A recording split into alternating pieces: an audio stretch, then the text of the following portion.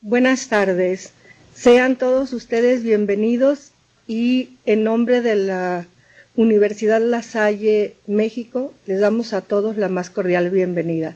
Asimismo, en nombre del señor rector, el doctor Fernando Maynov, rector de la ULSA Cancún, les hace extensivas sus disculpas por no podernos acompañar en esta ocasión, en esta videoconferencia. Sin embargo, les manda un cordial saludo y felicita a nuestros ponentes.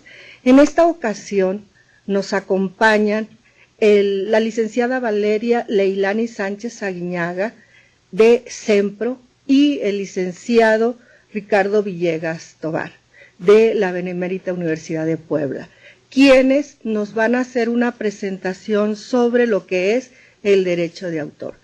Para efectos de que podamos tener una mejor dinámica en esta sesión, le vamos a solicitar a la ULSA Morelia que por favor nos haga la presentación de nuestro primer ponente.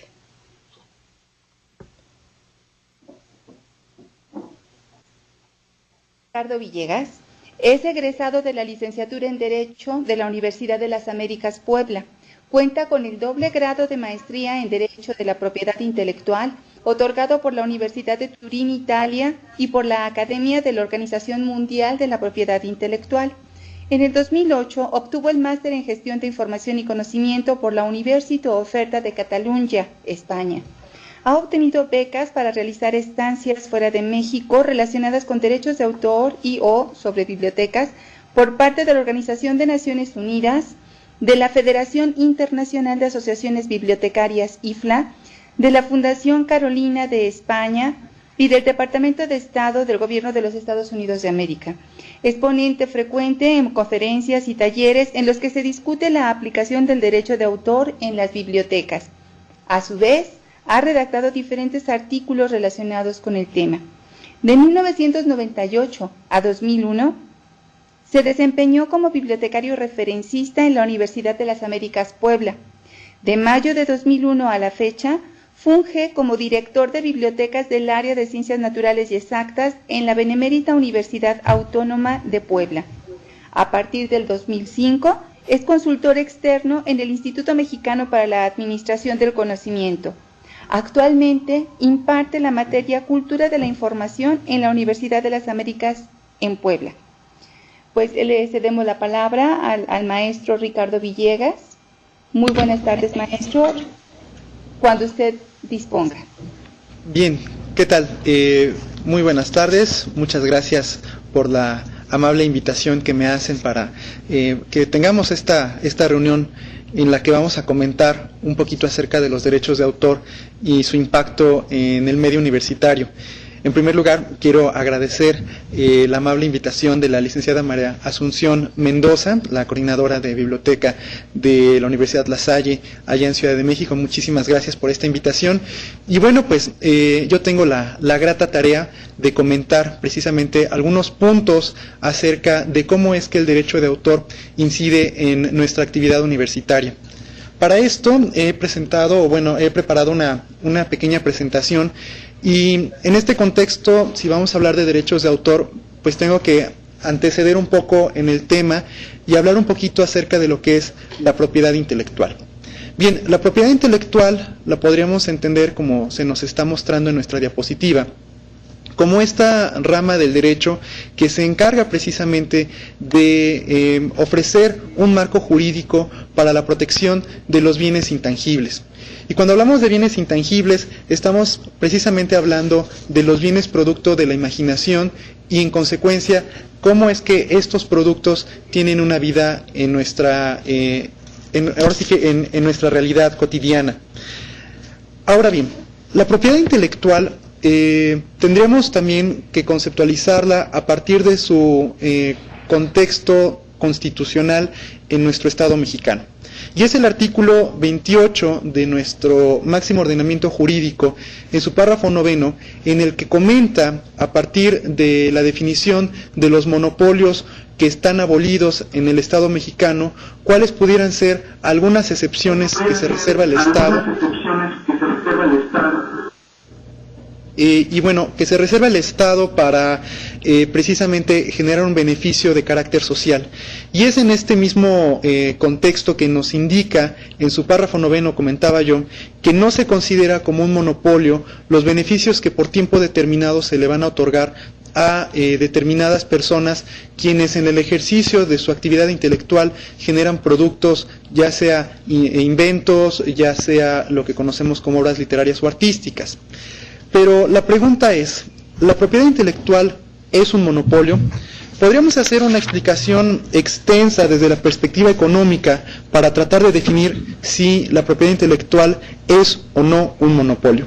Lo que sí es una concesión del Estado por un lapso determinado en favor del titular para que durante este tiempo pueda explotar en carácter exclusivo los derechos que se le otorgan en función de estos principios de la propiedad intelectual. Entonces, en conclusión sobre este punto, sí podríamos confirmar que la propiedad intelectual es un monopolio, pero un monopolio de carácter legal que no busca dañar al mercado en un esquema de competencia libre, sino muy por el contrario, el precisamente establecer reglas desde un esquema jurídico para generar beneficios a favor de los titulares por tiempo determinado y, por el otro lado, generar beneficios a los integrantes de la sociedad para que puedan consultar, para que puedan usar bajo ciertas condiciones este tipo de bienes intelectuales. Ahora bien, la propiedad intelectual lo que busca en última instancia es generar una serie de beneficios, y estos beneficios están encuadrados de manera muy concreta en el ámbito de lo que conocemos como la economía de la información. En este contexto de la economía de la información, sabemos que cada vez más se va reconociendo el valor de estos bienes intangibles y que estos bienes intangibles fungen como factores clave dentro de lo que conocemos como el comercio local y, por supuesto, dentro del comercio internacional.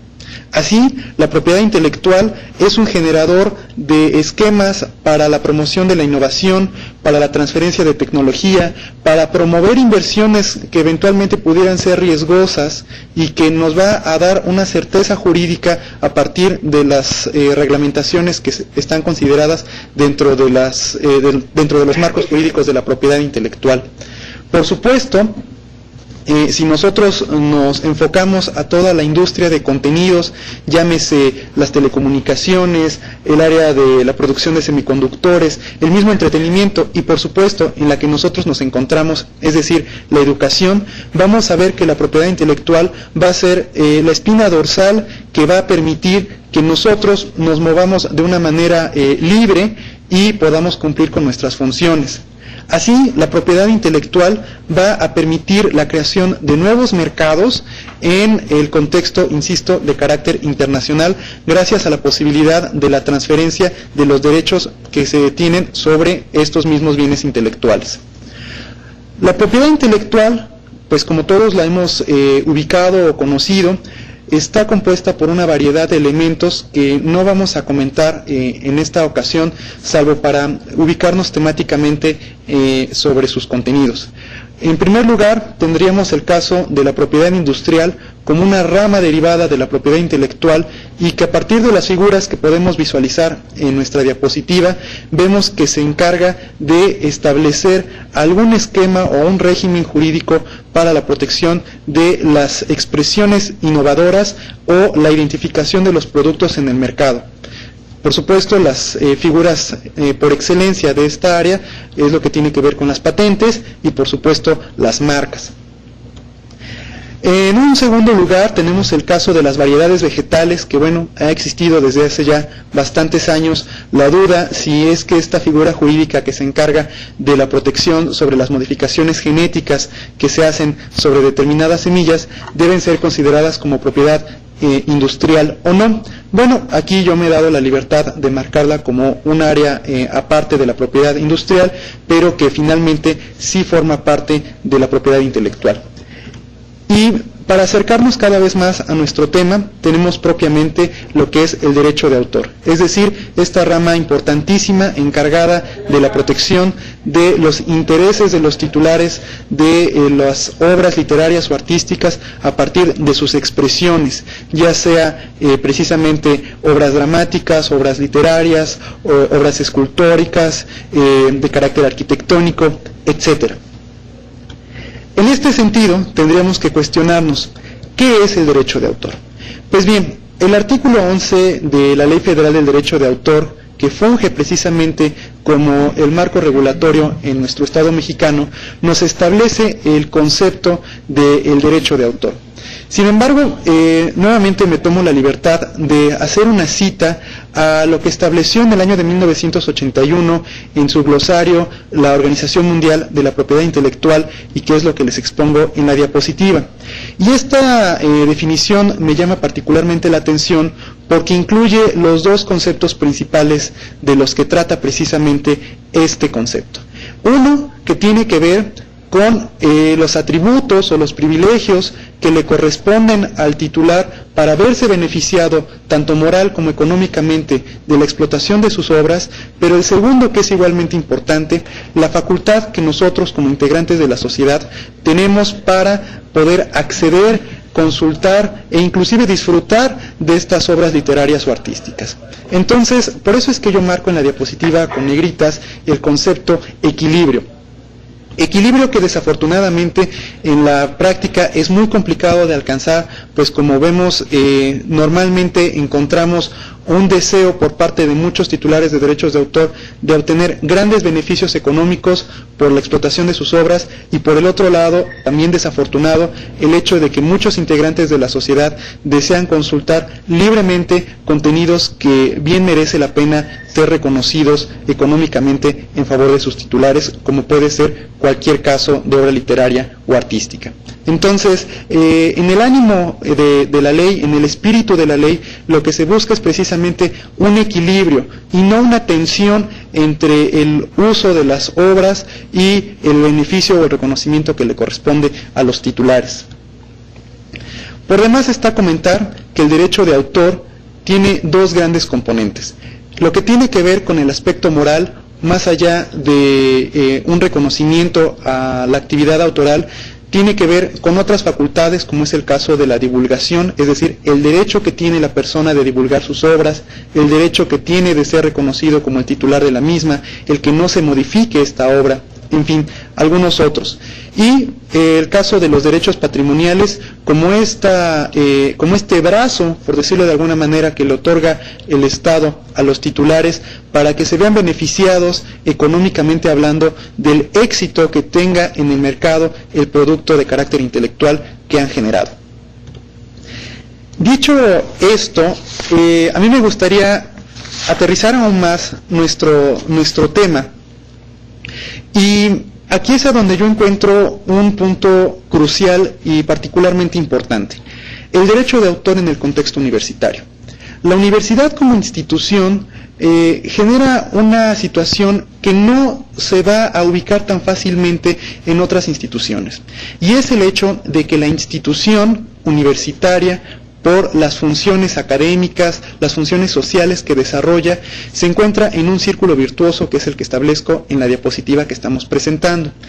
Por un lado, tenemos a una serie de usuarios de información una serie de personas que están consultando ávidamente las colecciones de las bibliotecas, las bases de datos, etcétera. Es decir, tenemos una comunidad muy importante de consumidores de obras de carácter literario, y cuando digo literario, por supuesto, estoy incluyendo las de carácter científico, las de carácter artístico, las de carácter humanista, y bueno, todo lo que pueda incluirse o concebirse bajo el contexto de obra literaria. Estos consumidores, por supuesto que están recibiendo estas informaciones para convertirlas en lo individual en conocimiento. Y este conocimiento eventualmente se va a proyectar en una segunda instancia para traducirse en nuevas obras literarias. Y esto lo vemos entonces en el caso de los investigadores que colaboran en las instituciones universitarias, quienes investigan, desarrollan algunos protocolos y concluyen en algunos resultados que terminan siendo publicados. Entonces, vemos cómo se genera un círculo virtuoso, comentaba yo, entre el proceso de creación de las obras, el proceso de consumo, y aquí surge un tercer elemento. Con la ayuda de las nuevas tecnologías, es la universidad la que empieza a asumir un nuevo rol, el rol del editor, el rol de ser un intermediario para difundir o diseminar contenidos de información. Vemos, por ejemplo, en el caso de las bibliotecas, el ánimo tan interesante que tienen para crear tesitecas digitales, es decir, asumir el rol de editores para seleccionar determinadas obras, darles algún formato, una diagramación y difundirlas de manera electrónica en repositorios que van a estar albergados al interior de la institución y que no busca otro fin más que precisamente el de dar a conocer libremente lo que se está generando como conocimiento al interior de las instituciones. En esta misma diapositiva yo les expongo algunas relaciones interesantes que yo he ubicado en el contexto universitario relacionado al derecho de autor. Es el caso de la educación a distancia con su relación, como vamos a comentar en un momento más, con los editores, la producción científica y su relación con las editoriales, la editorial universitaria, que es algo bastante común de encontrar en las universidades de prestigio, y su relación, por supuesto, con sus autores, y la biblioteca con todos sus proveedores de información. A continuación, lo que haré es desglosar algunos puntos que considero importantes deben ser abordados por las autoridades universitarias para tener un conocimiento de ellos y, lo más importante, tomar una acción al respecto. Empiezo con el caso de las bibliotecas y el derecho de autor. ¿Cuáles son las situaciones que tenemos en este contexto? Bueno, pues en principio de cuentas, lo que más nos aqueja a la gente que trabajamos en bibliotecas quizá es lo relativo al fotocopiado. ¿Cuánto es suficiente? ¿Cuánto puedo permitir que se fotocopie? ¿Puedo permitir que se fotocopie un capítulo del libro o puedo permitir que se fotocopie un libro entero o solamente una parte no sustancial? Son dudas que se mantienen de manera constante y que no encontramos una solución matemática como muchos aspirarían dentro de lo que se nos establece en la legislación autoral mexicana. Lo que sí sabemos es que es la propia legislación mexicana la que, retomando las indicaciones de los convenios y tratados internacionales, ha asignado una delimitación a los derechos de carácter patrimonial para que bajo condiciones muy particulares podamos hacer un uso libre, es decir, sin remuneración de los documentos o de estas obras literarias. Y para esto se han creado, insisto, una serie de excepciones y limitaciones, como marcamos en esta diapositiva, y vemos claramente que, por ejemplo, se excluye de protección las ideas, no así, por supuesto, la expresión de las mismas. Se excluye de protección los contenidos textuales de los documentos de carácter legal, como son las leyes o los decretos. Se permite, bajo ciertas condiciones, un uso libre para fines personales y privados, sin fines de lucro y que no pretenda afectar la cuota de mercado del titular de los derechos de autor. Se permite para fines humanitarios hacer algún tipo de reproducción, como pudiera ser la traducción literal de una obra que se encuentra en formato escrito a un formato braille. Y para fines procesales, como puede ser el utilizar algún documento para presentarlo como prueba ante un juicio, ¿no? Ante un tribunal de carácter, pues no sé, local, federal, etcétera.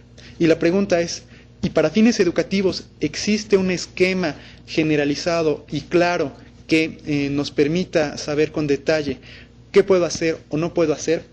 Pues bueno, la respuesta está en el análisis de los casos punto por punto. Es decir, la ley autoral, tanto la nacional como lo que podamos nosotros ver en el contexto internacional, nos está haciendo una clara indicación a analizar las circunstancias que rodean el caso y no aplicar de manera general una medida rasa. Así tenemos que el Convenio de Berna, o la Convención para la Protección de las Obras Literarias y Artísticas, promulgada ya en el año de 1886 y que tiene plena vigencia a nivel internacional en función de los países que se han adherido a este tratado, como es el caso de México, ha establecido en su articulado las condiciones que se deben dar de manera conjunta para que los usuarios de la información puedan hacer un uso libre de estos contenidos literarios. Así tenemos que se puede permitir la reproducción de las obras bajo cualquier esquema tecnológico que tengamos a la mano, llámese fotocopiado, escáner, fotografía, audiograbación, videograbación, etcétera. Se permite solamente en casos especiales. Y cuando estamos hablando de casos especiales, estamos hablando de eventos aislados, no consecutivos, no sistemáticos. Es decir, yo no puedo ir a la biblioteca y fotocopiar una y otra vez el mismo libro, ¿no? O que voy en momentos distintos a la biblioteca para sacar fotocopias de un capítulo y después sacar fotocopias del segundo capítulo y así sucesivamente. El segundo punto nos hace referencia a quizá el punto clave que deberíamos utilizar muchos usuarios de información, y es el cuestionarnos cuánto de nuestro acto de reproducción de la obra literaria o artística afecta la cuota de mercado de esa obra. Es decir, tendríamos que contextualizar a la obra literaria como un producto en el mercado y que en consecuencia, al hacer un uso discriminado de esa obra, invariablemente vamos a afectar ese beneficio que legítimamente le podría corresponder al autor. Entonces, el segundo punto de esta premisa triple nos comenta la necesidad de analizar el efecto de nuestro acto de reproducción de la obra artística o literaria en su contexto comercial. Y el tercer punto nos hace referencia en gran medida al aspecto moral, es decir, a la no afectación a los intereses personalísimos del autor, que precisamente como consecuencia de nuestro acto de reproducción de la obra literaria o artística pueda causar. Y entonces, aquí es como yo comentaba hace un momento, tenemos la situación que la biblioteca, con la asistencia de las nuevas tecnologías, ha asumido un rol bastante interesante, y es el de convertirse en editor. Y el caso muy concreto es el tema de las tesitecas digitales. Tenemos aquí entonces una cuestionante. Sabemos por lo que hemos comentado y por lo que muchas personas conocemos acerca de este tema, que para yo poder digitalizar un documento que en el sentido estricto de la palabra no es de mi autoría y en consecuencia no soy titular del mismo, requiero de un permiso especial. Y este permiso lo voy a obtener a partir de un documento que me deberá otorgar el titular de los mismos, en este caso el alumno. Y la pregunta es, ¿qué debo obtener del alumno? ¿Una cesión de derechos patrimoniales o una autorización para el almacenamiento y difusión electrónica de contenidos, como lo planteo en esta diapositiva? Bueno, en mi perspectiva muy particular, yo considero que lo más recomendable es obtener por parte de los estudiantes una autorización. ¿Por qué? Porque de esta manera nosotros no le estamos quitando la exclusividad de los derechos de reproducción o de explotación de su obra. Le estamos dando la plena libertad para que esta persona, este tesista, haga lo que mejor le convenga con su documento y a nosotros solamente nos permita, en carácter de depositarios, el de difundir estos contenidos en formato electrónico. Esta posibilidad de establecer un convenio de autorización nos exime hasta cierto punto de algunas obligaciones, como es el establecer contratos de carácter editorial, en el que se tendría que establecer con lujo de detalle los conceptos de regalías, se tendría que definir un tiempo específico bajo el cual nosotros como bibliotecarios editores podríamos hacer uso de esta obra, el tiempo que nosotros podríamos tener almacenado el documento. En fin, son muchos otros los beneficios que nos puede generar, porque insisto, yo reconozco que en una tesiteca digital no se persigue un fin de carácter económico ni por parte de la biblioteca ni por parte del propio usuario. Ahora bien, si es el titular de la tesis quien sí persigue fines de carácter económico, bueno, pues está en toda la libertad de continuar con esos fines de carácter comercial y notificarlo para nosotros entonces evitar cualquier inserción de esa tesis en esta tesiteca. Y nuevamente retomo de manera muy sucinta lo relativo al servicio de fotocopiado. ¿Cuántas copias puedo sacar? Necesito que se me indique un número de copias o un porcentaje. Bueno, la verdad es que indicar un número de fotocopias o un porcentaje es una propuesta que no ha tenido buenos resultados en la práctica. Para referencia se tiene precisamente lo que ha sucedido en otras legislaciones en donde sí se ha indicado un número de páginas. Y por ejemplo se dice, bueno, se permite el fotocopiado del 10% de una obra. Bueno, quizá el 10% no es tan sustancial, pero si yo pienso en un libro de 1000 páginas, el 10% ya se convierte en una parte sustancial que no considero sea un uso particularmente justo. Si yo pienso en un número de palabras, ¿no? O sea, me voy un poco más al extremo y que digo, bueno, sí se pueden usar un número de palabras en concreto, pues igualmente me voy a enfrentar a textos que quizá no tengan más de 20 o 30 palabras, como es el caso de los poemas, y si yo digo que se pueden fotocopiar o se pueden reproducir libremente 5 o 10 palabras, pues ya es el equivalente a la mitad o al 25% de esa obra. Entonces, como pueden ustedes darse cuenta con estos ejemplos muy sencillos que les expongo, la propuesta de utilizar esquemas numéricos para ubicar cuánto puedo fotocopiar quizá no sea la mejor respuesta. He ubicado, en el caso de la legislación norteamericana, 4 criterios que me parecen particularmente útiles y que por supuesto no tienen aplicación en el contexto mexicano, pero que, insisto, pueden sernos de utilidad al momento de analizar nuestro acto de reproducción de la obra literaria en función de la propia obra. Es decir, yo tendría que cuestionarme ¿para qué deseo reproducir la obra? ¿Es para fines académicos? ¿Es para fines comerciales? ¿Para qué tipo de fines? El segundo punto tendría que cuestionarme cuál es la naturaleza de esta obra. La naturaleza de la obra es un volante, es decir, que pretende difundir de manera masiva alguna información de carácter comercial, o es un libro de alta especialidad.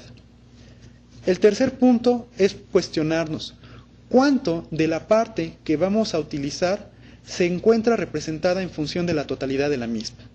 No es lo mismo decir voy a fotocopiar un capítulo de un libro que solamente tiene 2 capítulos, a decir voy a fotocopiar un capítulo de un libro que tiene 20 capítulos. Entonces, vemos cómo es importante contextualizar el volumen de la reproducción que voy a hacer con respecto a la extensión de la misma obra. Y, en consecuencia, retomando lo que nos decía el segundo punto del criterio triple del convenio de Berna, es analizar precisamente el efecto de mi acto de reproducción en la cuota de mercado que le corresponde a esta obra.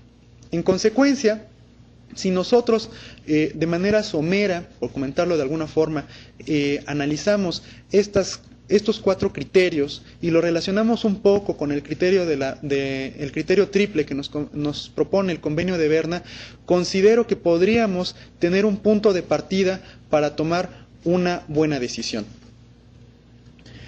El siguiente punto que quiero comentar tiene que ver con lo relativo a la educación a distancia en el contexto universitario y su relación con el derecho de autor.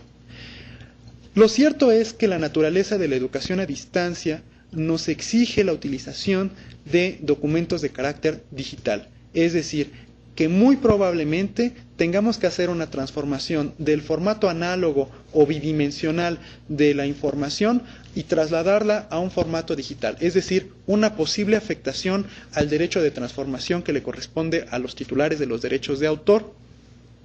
Y entonces aquí nos vemos ante la necesidad de que se nos indique con un poco más de detalle cuáles podrían ser esas premisas que ya nos comentaba el convenio de Berna o esto que les comentaba de la legislación americana, ¿cuáles de estas premisas podrían tener una mejor aplicación en el contexto de la educación a distancia? Lo cierto es que, para mala fortuna de los que nos encontramos en el medio universitario, no existe un capitulado o una serie de artículos dentro de la legislación federal del derecho de autor que nos pueda indicar de manera precisa cuál debe ser el comportamiento de un administrador de una plataforma de educación a distancia. Lo que sí nos informa son las generalidades de cómo es que tiene que ser este comportamiento, y llegamos a una conclusión muy clara. Se exige de los desarrolladores de los contenidos de estas plataformas que aporten documentos de carácter original. Y cuando digo original, estoy pensando precisamente en el trabajo arduo de la investigación que se traduce en un documento que vamos a compartir con nuestros estudiantes por cualquiera de las plataformas electrónicas de educación a distancia que puedan existir. Pongo aquí, entre comillas, que lo que se busca en la educación a distancia no es crear una web bibliografía, si es que se me permite utilizar este término. No se trata de colgar una serie de documentos que encontramos electrónicamente o que hemos escaneado y darle solamente una secuencia cronológica o temática según las indicaciones del instructor. Muy por el contrario. Se trata de que los desarrolladores de contenidos se aboquen a la tarea precisamente de eso, de crear contenidos originales, y que, por supuesto, en un fin de carácter pedagógico o académico, deben apoyarse de documentos externos, de perspectivas distintas a las que esta persona tiene con respecto al mismo tema, y así ampliar el horizonte de nuestros estudiantes. Por tanto, cuando nosotros estamos hablando de utilizar documentos ajenos a nuestra propiedad, entonces será necesario conseguir los permisos adecuados. Y considero que tenemos un aliado en este sentido, que son las sociedades de gestión colectiva, quienes precisamente, estando facultados por la representatividad que seguramente cada sociedad de gestión colectiva tiene, podrá entonces otorgarnos los permisos suficientes o necesarios, inclusive hacer los cobros si es que aplica el caso, y poder cumplir con este fin de carácter académico.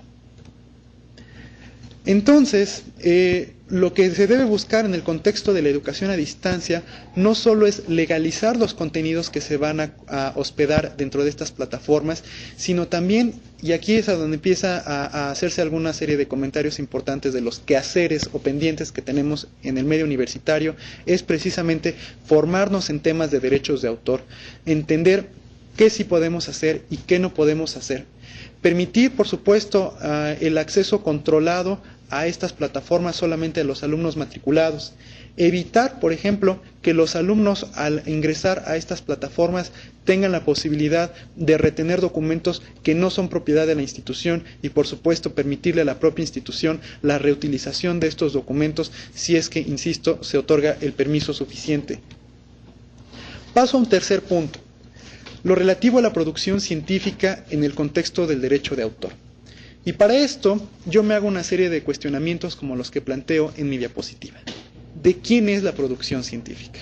Del investigador que ha estado trabajando en su laboratorio, insisto, compila información, hace prácticas, hace visitas de campo y llega a resultados. ¿Será de esta persona la producción científica, o será de sus colaboradores o de sus colegas, es decir, las otras personas que, estando dentro o fuera de la institución, han aportado de manera importante algunos contenidos al resultado final de la investigación? La tercera pregunta es: ¿podrían ser los alumnos que asistieron al proceso de investigación parte de los titulares de los derechos de autor? Más aún, ¿qué sucede con aquellas instituciones que ofrecen algún tipo de patrocinio? El caso concreto en México y más común es el del Consejo Nacional de Ciencia y Tecnología, quien otorga subvenciones para el apoyo del desarrollo de este tipo de investigaciones. ¿Será la investigación de la universidad o, más interesante aún, será del editor, quien en última instancia es el que se encarga de publicar y difundir los contenidos? Como pueden darse cuenta, quizá estas preguntas no son tan fáciles de contestar, porque quizá cada uno de los aquí representados en la diapositiva tienen una aportación importante en el resultado final.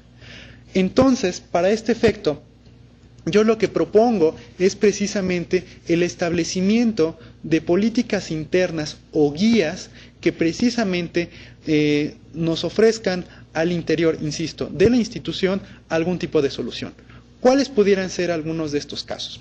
Punto número 1, el establecimiento claro de cláusulas dentro de los contratos colectivos de trabajo o los contratos individuales de trabajo, en el que se defina con lujo de detalle si es que la producción intelectual de los profesores o de los investigadores de la universidad se mantendrá a favor de ellos o si es de su propiedad.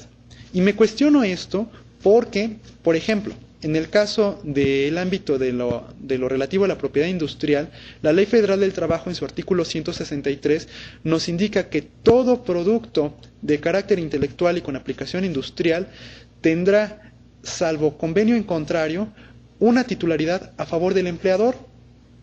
Pero si esta misma situación yo la llevo al medio de los derechos de autor, ubico en el artículo 84 de la propia Ley Federal del Derecho de Autor que se nos indica lo contrario, que en ausencia de una cláusula o de una especificación dentro del contrato de trabajo, entonces la propiedad literaria, tanto a nivel patrimonial y por supuesto moral, será del autor. Entonces, ante esta variedad de criterios, es la institución la que tiene que tomar cartas en el asunto y tomar la decisión que mejor le convenga. Cuando cuestiono, por ejemplo, el caso de los colaboradores o de los colegas, pienso precisamente en estas investigaciones muy comunes, muy cotidianas, que incluyen entre sus equipos de trabajo a una variedad de personas que provienen de diferentes instituciones. Sí, y aquí es una cuestión que también me hago, una pregunta que me hago. Si no existe a nivel institucional la indicación de quién es el titular de los derechos de autor, entonces, ¿cómo es que nosotros, colaboradores en un proyecto, decidimos quién nos va a representar para fines de cesión de los derechos de autor y, en última instancia, generar una publicación? Es decir, un documento que va a ser difundido por medio de una editorial. Porque lo cierto es que al final del día, la editorial, para cumplir con sus fines, necesita obligadamente la cesión de los derechos patrimoniales por parte del titular del documento. Aunque, insisto, la duda queda. ¿Quién es el titular? Salto a otro tema que también me causa mucho interés y que tiene que ver con la editorial universitaria. Es decir, la universidad ya en el sentido estricto con funciones editoriales en donde se publica con alguna frecuencia libros, folletos o algún otro tipo de carácter documental. En la práctica yo veo que las editoriales universitarias quizá son de las dependencias mejor organizadas en el ámbito del derecho de autor. ¿Por qué? Pues porque son ellos quienes sí establecen contratos de cesión de derechos patrimoniales, porque así se lo exige el propio contexto en el que ellos se mueven y, por supuesto, también se encargan de todo lo relativo a lo relativo al establecimiento de cuántos materiales se van a publicar, es decir, el tiraje, si es que se van a distribuir, si es que se van a vender, si es que se van a ceder en carácter exclusivo a los derechos patrimoniales a favor de la editorial, o si es que el autor puede, posteriormente a la cesión de sus derechos, vender estos mismos contenidos literarios a otra editorial. Y también se incluye lo relativo a el pago de regalías.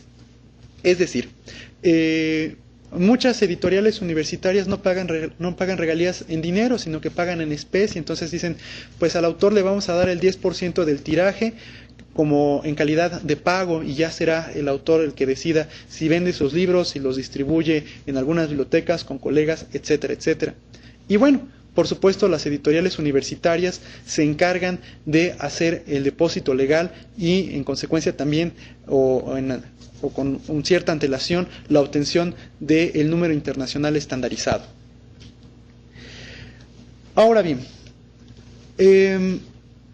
tenemos una situación importante, creo yo.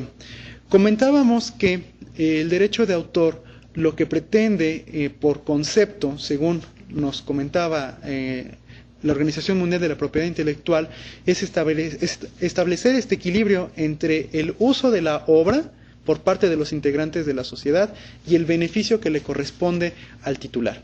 Entonces, muchas ocasiones son las veces que tendremos que asistirnos de los permisos que nos puedan otorgar los autores o los editores para el uso de sus obras cuando este uso exceda lo relativo a las excepciones y limitaciones que nos ha marcado la propia legislación autoral en nuestro país.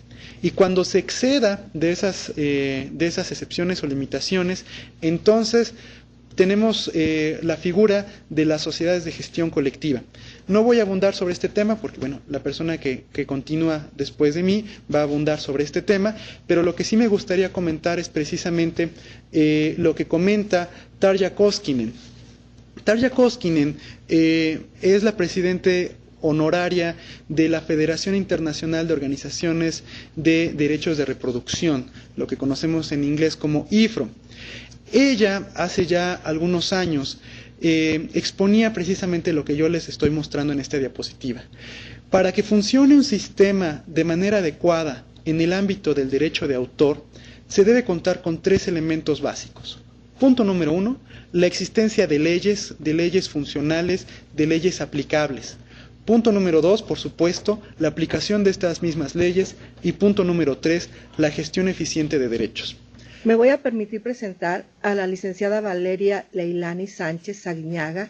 Ella es licenciada en Derecho, egresada de la Facultad de Derecho de la Barra Nacional de Abogados. Es especialista en Derecho Penal desde 2003, encargada de áreas de defensa de los derechos intelectuales en las industrias de la música y editorial. Desde 2007 labora en el Centro Mexicano de Protección y Fomento de los Derechos de Autor, más conocido como CEMPRO, como coordinadora del programa de antipiratería. Desde mayo de 2009 ocupa el cargo de directora general de CEMPRO. Ha sido participante en diversos foros nacionales e internacionales como expositora en temas relacionados con las sociedades de gestión colectiva, protección de obras, usos de las obras y derecho de autor en general. Así que, pues, le cedemos la palabra a la licenciada Valeria. Muchas gracias. Buenas tardes a todos. Les agradezco a todos el interés y me voy a permitir platicarles un poquito acerca de lo que son las sociedades de gestión colectiva y qué es el CEMPRO, que es la sociedad de gestión colectiva que agrupa autores y editores mexicanos o residentes en México para administrar sus derechos. ¿Tú me tienes ahí? No. Listo. Perdón. ¿Te quieres pasar para acá? Ya está. Los avances tecnológicos han hecho imposible que los titulares hagan un puente de comunicación o puedan controlar de manera directa los usos de sus obras. Por eso es que las sociedades de gestión colectiva son las personas morales sin ánimo de lucro que deben constituirse bajo el amparo de una ley que proteja los derechos de autor con el objeto de proteger a autores y titulares de derechos conexos, tanto nacionales como extranjeros, así como recaudar y entregar a los mismos las cantidades que por concepto de derecho de autor o derechos conexos se generen a su favor. En México, el CEMPRO es el Centro Mexicano de Protección y Fomento a los Derechos de Autor, Sociedad de Gestión Colectiva. Estamos constituidos desde el año de 1998 a petición y subsidio en un principio de un grupo de editores preocupados por el control de sus obras y el uso debido de las mismas. En las sociedades de gestión colectiva, específicamente les voy a hablar de las sociedades de gestión colectiva que ocupamos el tema editorial y administramos repertorios meramente de libros y contenidos científicos o tecnológicos, operan en más de 55 países. Estos son algunas de las sociedades de gestión colectiva que son más importantes dentro de IFRO, que es la Federación Internacional de Sociedades de Gestión Colectiva, que ya les mencionaban hace rato, y que ha tenido gran funcionamiento para los usuarios y para los titulares de derechos.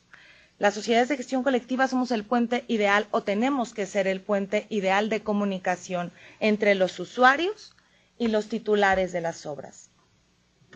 Dentro de los principales objetivos de las RROs o sociedades de gestión colectiva se encuentra el otorgar las licencias para la reproducción por medios reprográficos del catálogo de obras que la integran, ya sean analógicos y digitales y de otros usos digitales.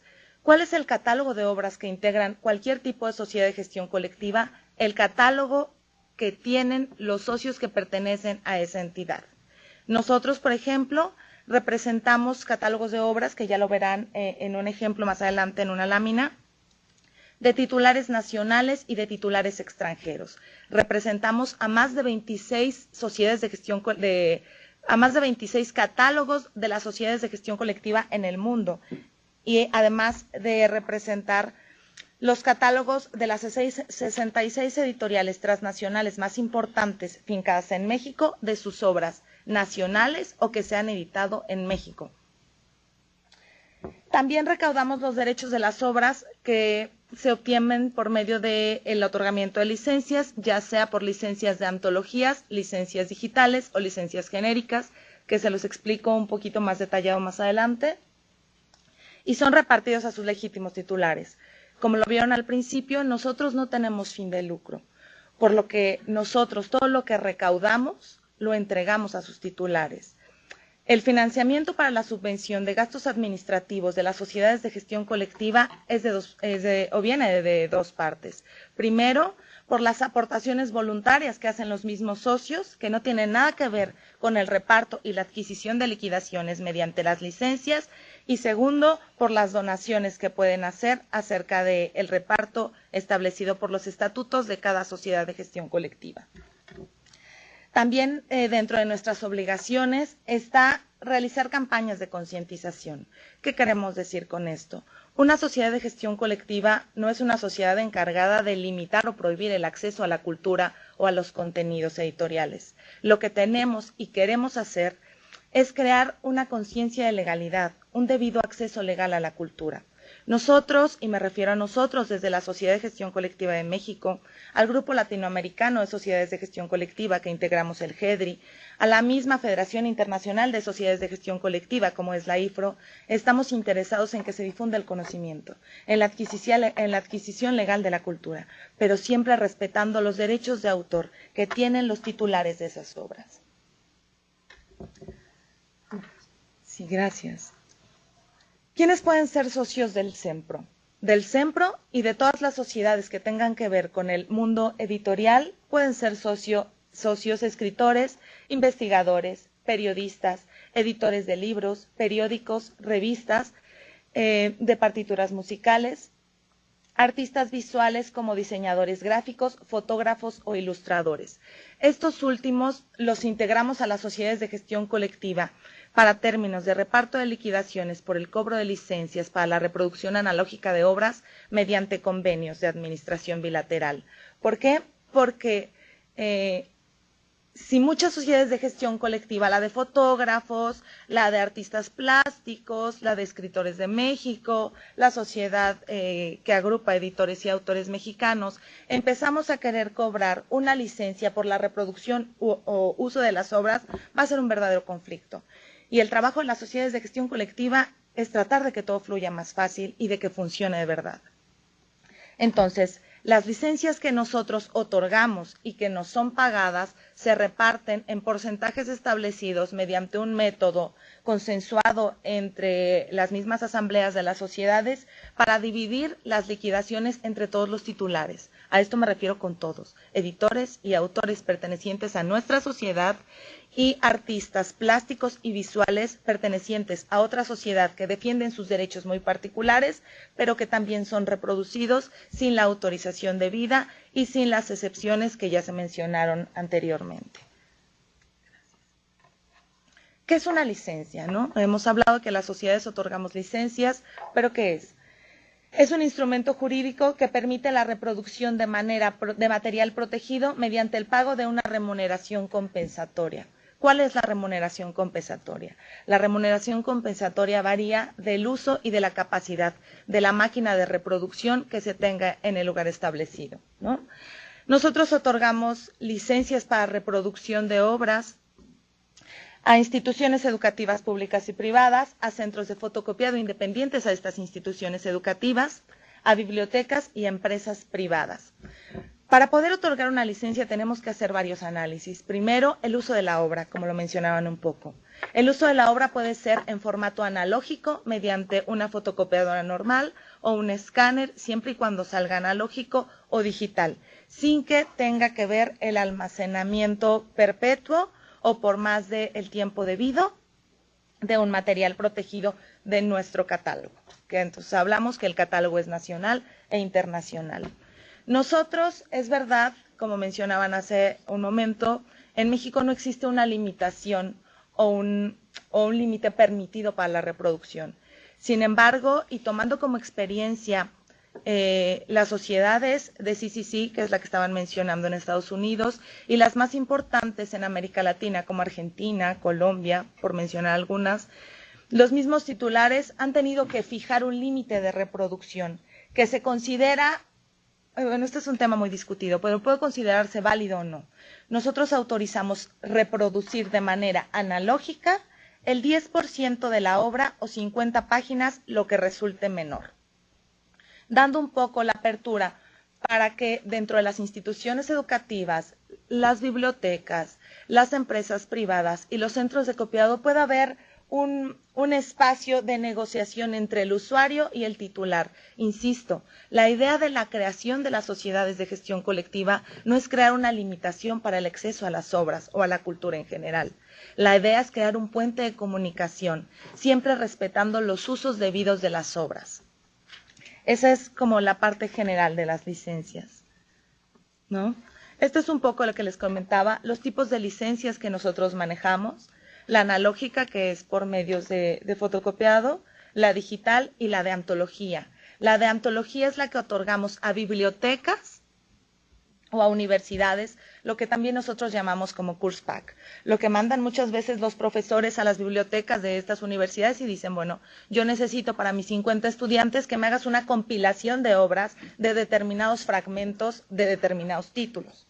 Para eso está el SEMPRO, para que nosotros podamos permitir, esta es la única licencia que nosotros otorgamos especial, es decir, la analógica y digital la otorgamos de manera genérica por todo el repertorio que tiene el SEMPRO, y son de manera anual. La antología es a petición de parte, de institución educativa o biblioteca.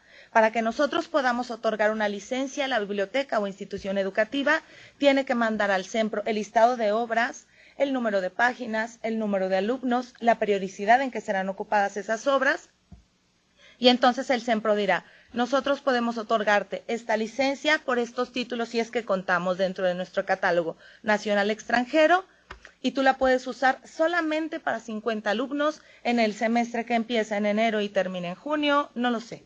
Las especificaciones son muy claras y son especiales para determinadas obras. También tenemos en la licencia digital, otorgando para bibliotecas y para universidades, licencias de antología digitales. Pero eso es cuando las bibliotecas de las universidades nos pueden asegurar mediante unos candados o mecanismos de seguridad que nosotros tenemos estipulados en las mismas licencias, que esa información o que esos títulos no van a ser distribuidos de manera general para todos los alumnos, ni siquiera de su institución.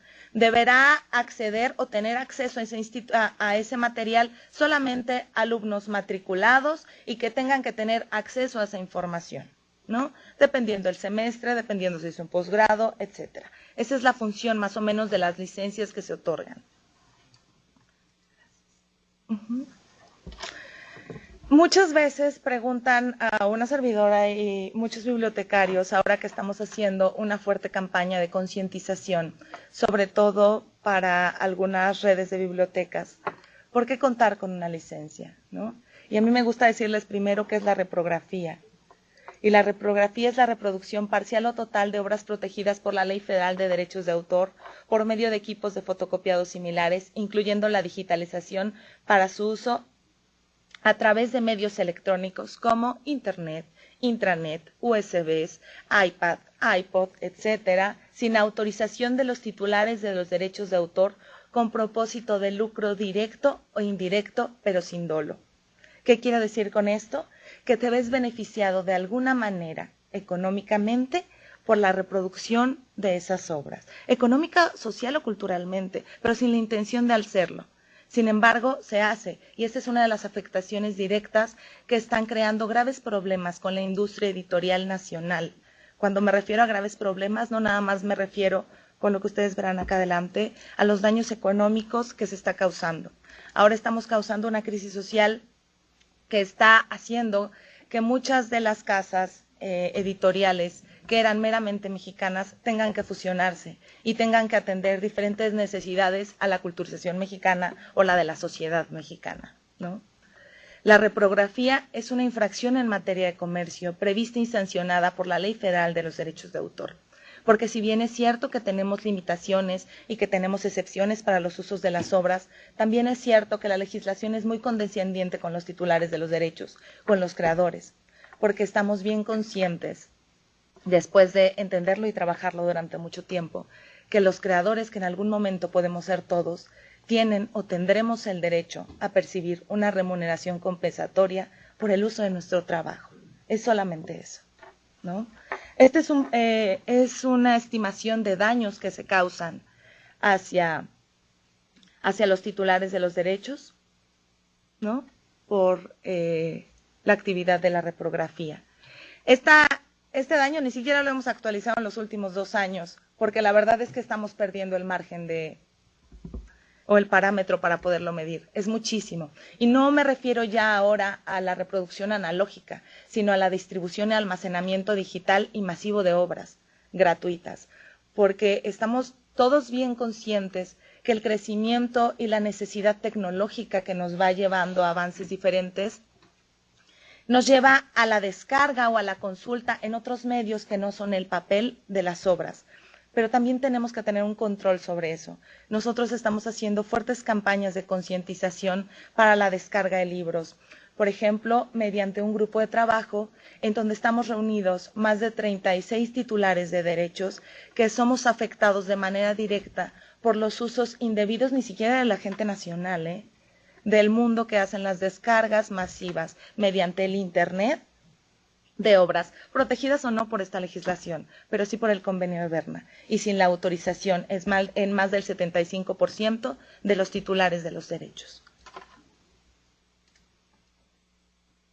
Este es un poco más de daños de manera pecuniaria o económica, tomando un precio estimado de venta de un libro de 250 páginas, es de 125 pesos.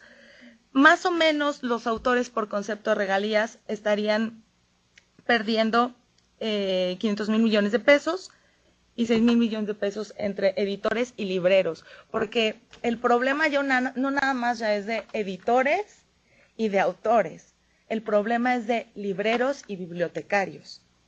De libreros porque vienen a hablar con el CEMPRO y a pedir ayuda y a pedir regulación porque ya no tienen ventas, porque las librerías en México están acabando, porque el gremio de la industria editorial está teniendo graves daños, de verdad, en todos los escalones que ésta la forman, no solamente en la parte matriz de la creación como los autores, ¿no? Como les decía, la reprografía es una sanción, es una infracción en materia de comercio prevista y sancionada, ¿no? Por el código, por la ley vigente. Y la multa es de 486,000 pesos, además de las medidas precautorias que puede imponer la autoridad, como son, para quien realiza esta actividad, por supuesto, como son el aseguramiento de bienes o la clausura del establecimiento, sin detrimento de las acciones legales que tiene el titular de los derechos para reclamar el pago de daños y perjuicios por la vía judicial. Es importante decirles que además el CEMPRO es la única sociedad de gestión colectiva en el mundo que se ocupa de 2 funciones. La primera y la primordial, por la cual se creó, la regulación y control de la reprografía por cualquier medio, y la segunda, que es también para defensa de los derechos de autor, tenemos un programa de combate antipiratería que ha sido ocupado como modelo de función de sociedades de gestión colectiva en otros 10 países y que ahora está siendo apoyada por el IFRO y por otras muchas sociedades que estamos en la lucha en contra de la piratería editorial, con la única intención de tratar de controlar los daños que causa a todo el escalón de integrantes de la industria editorial. Este es el repertorio que nosotros tenemos, nacional tan solo, de autores y editores, ¿no? Que son más de 100 autores y editoriales mexicanas. Ahora ya hemos aumentado 26 más. Y este es un poco del repertorio extranjero, no hemos puesto todo, pero ahí está Argentina, Brasil, Bélgica, España, Jamaica, Francia. Administramos todo el repertorio de esos países. Esperamos ahora también contar con el repertorio de Estados Unidos, con lo cual nos convertiríamos en la primer sociedad de gestión colectiva en América Latina que pueda administrar de manera legal el repertorio de la sociedad de Estados Unidos. Todo eso es lo que se permite fotocopiar al momento en que el CENPRO otorga una licencia. Todo lo que contiene lo que acaban de ver.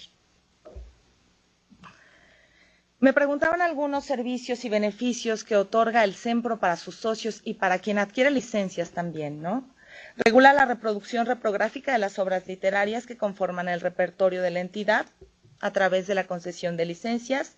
Distribuye las percepciones recibidas entre los socios titulares de acuerdo con las normas de reparto establecidas en los estatutos sociales, previa deducción de gastos de administración. Es lo que les comentaba de la forma de vivir del CENPRO. Las sociedades de gestión colectiva, las más grandes en el mundo, por ejemplo, hablemos de España y de Estados Unidos, tienen tan solo 20 integrantes, para no tratar de afectar el reparto de liquidaciones. En América Latina hay sociedades de gestión colectiva que operan con 1 o 2 personas. Concede licencias onerosas para la reproducción reprográfica de las obras literarias que conforman su repertorio a personas físicas, instituciones educativas, empresas, sector gubernamental o cualquier otro usuario que lo solicite, siempre respetando los derechos de los autores y de los editores, mexicanos o extranjeros. Esta era la parte que les comentaba, ¿no?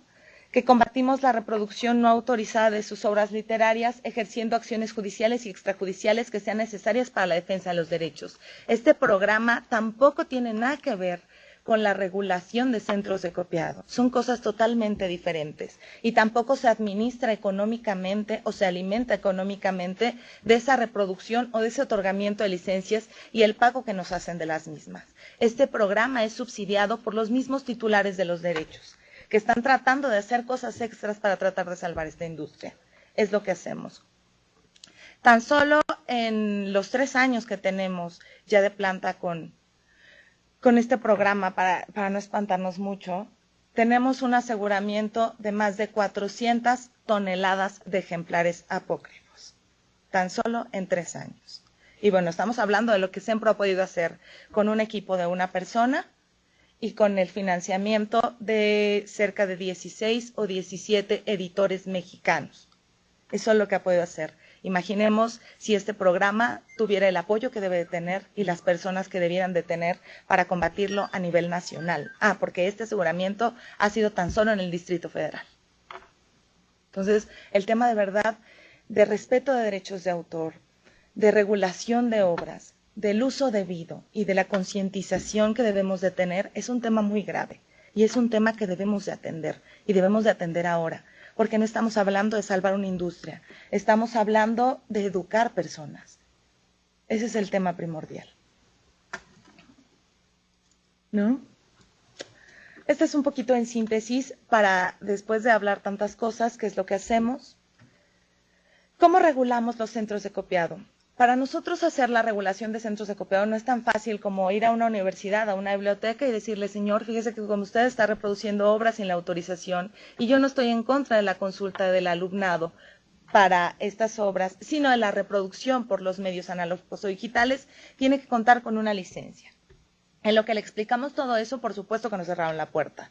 Entonces, tenemos que actuar de la mano con las autoridades, como lo son el Instituto Mexicano de la Propiedad Industrial y el Instituto Nacional de los Derechos de Autor, para realizar 2 actividades. Una, que son las visitas de inspección, para explicarle a quien realice esta práctica indebida, que es una infracción en materia de comercio, prevista y sancionada, todo lo que les he dicho, y para que en caso que no atiendan ese primer requerimiento y nosotros no tengamos que imponer sanciones porque, insisto, no queremos la clausura de bibliotecas ni la clausura de locales, nosotros queremos un respeto a la legalidad. Entonces los citamos a una junta de venencia para volverles a explicar en un tema más jurídico que o se regulan o tienen que cerrar, ¿no?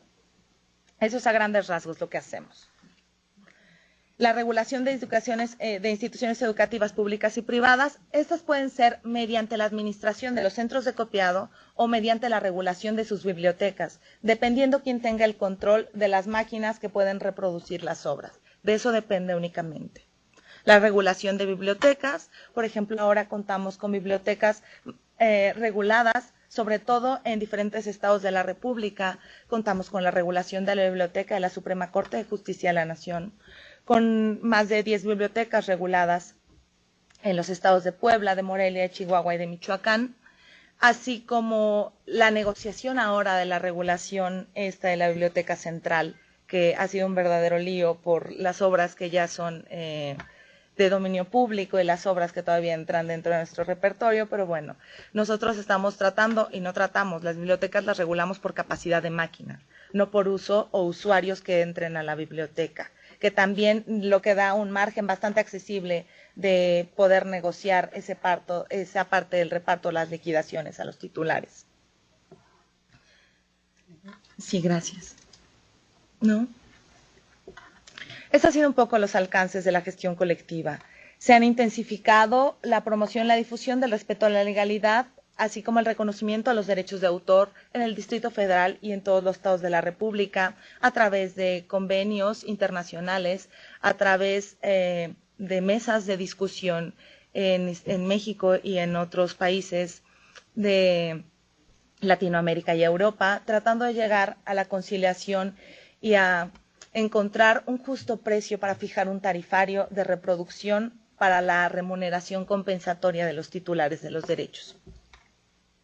Los mecanismos, bueno, es lo que les he platicado un poco, en quien nos apoyamos para lograr la debida gestión de estos derechos de los titulares, ¿no? Y este es un poco de la representación que tiene el CEMPRO en materia reprográfica, ¿no?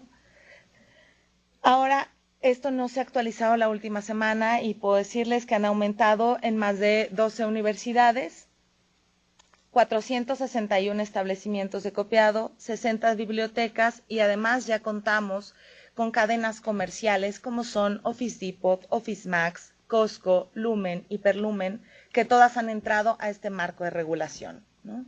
Creemos que empezando con los más grandes, los más pequeños podrán entender un poco mejor el problema y la solución que tenemos al problema, porque además no hay otra alternativa. Gracias. Realizamos muchísimas campañas de concientización antes de empezar y emprender acciones judiciales sancionadoras, ¿no?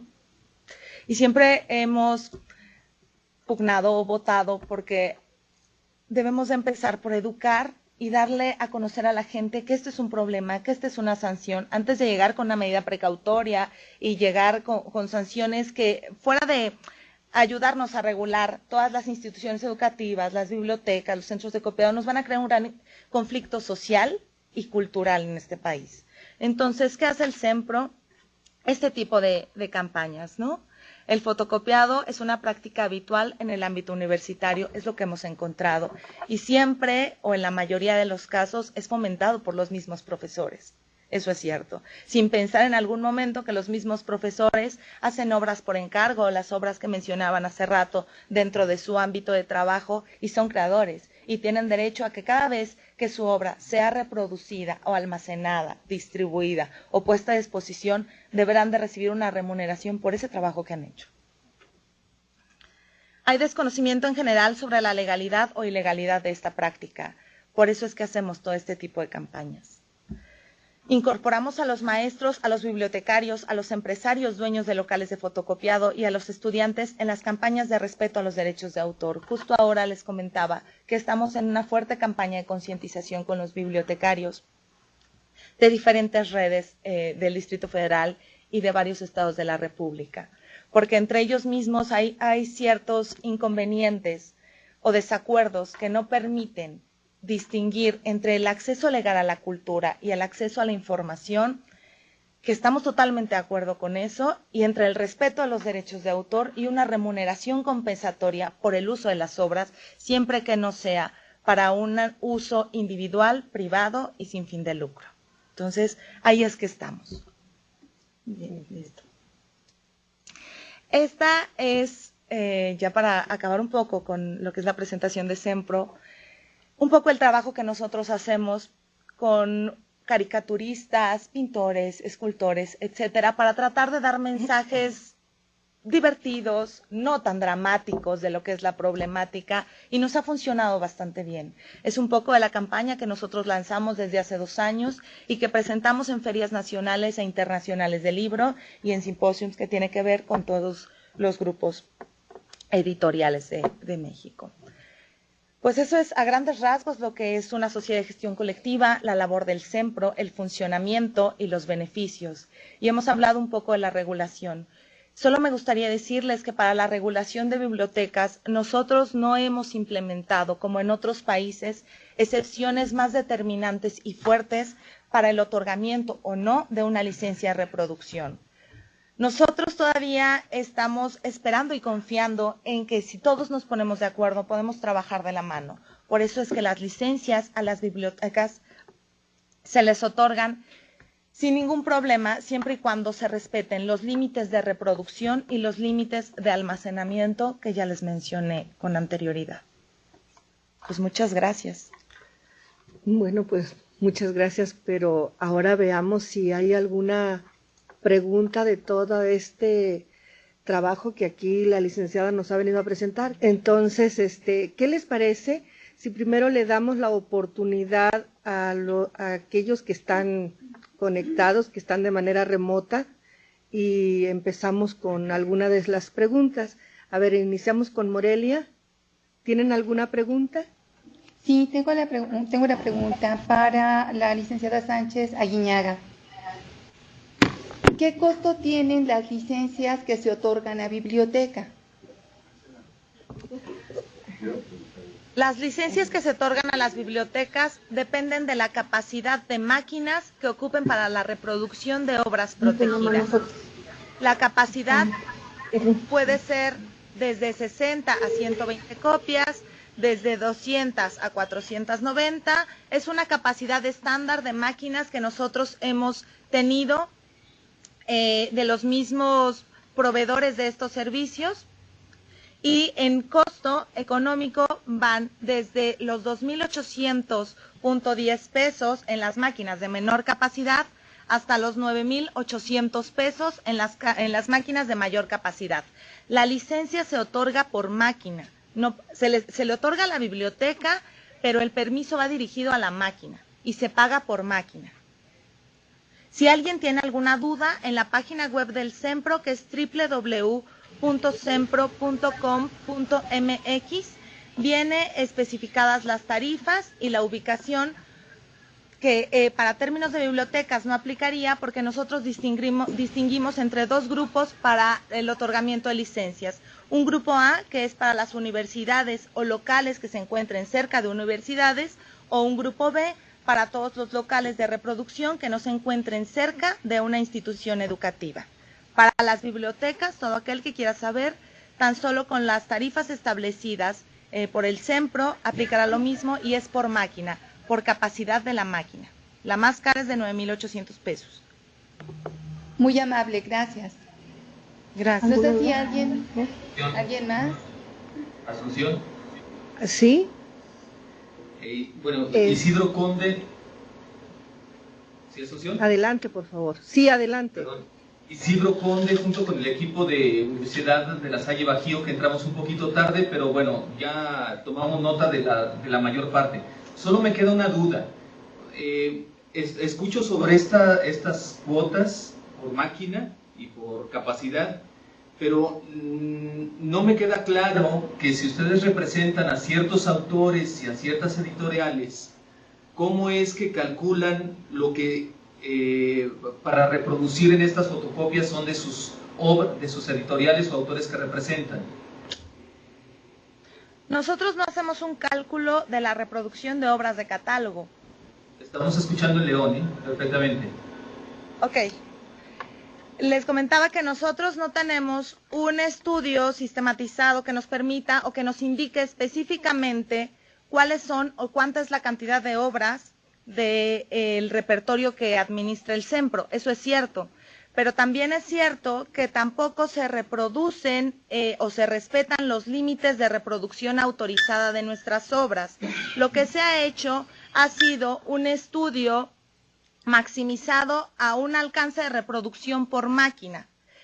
Nosotros, al momento en que se licencia una biblioteca o un centro de copiado, tenemos que tener la mente abierta para poder decir que dentro de las 10 máquinas que existen en una biblioteca, seguramente no todas se ocupan para la reproducción de las obras representadas por el CEMPRO.